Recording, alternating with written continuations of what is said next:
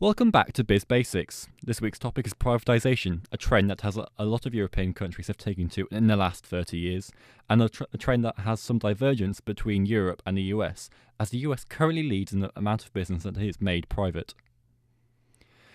Privatisation is, as the name suggests, is when a business previously public, meaning it is run by the government, is changed to being run by a private company for either profit or as a non-profit organisation.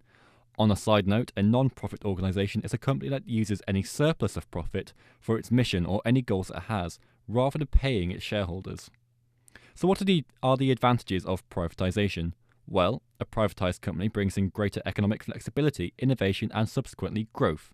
The sale of businesses brings in money for the government, as well as the tax that companies then pay. The company will then also be more responsive to market needs, rather than almost purely being used for political reasons. A plus for governments that do sell off businesses is that if things go wrong with the company, they are unable to be blamed, or certainly less able to be blamed.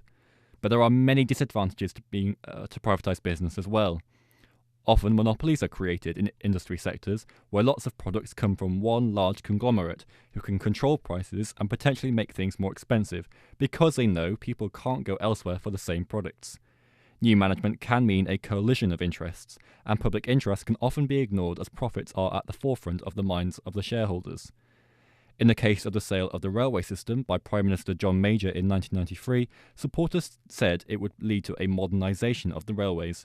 That never happened, and with other problems, trains were cancelled, fares increased, and it became obvious things had only gotten worse. The system unravelled, and the government realised it had to intervene to limit fare increases and scheduled train timetables. Things did get better after this, at a slow pace, but the negative impacts vastly outweighed any improvements.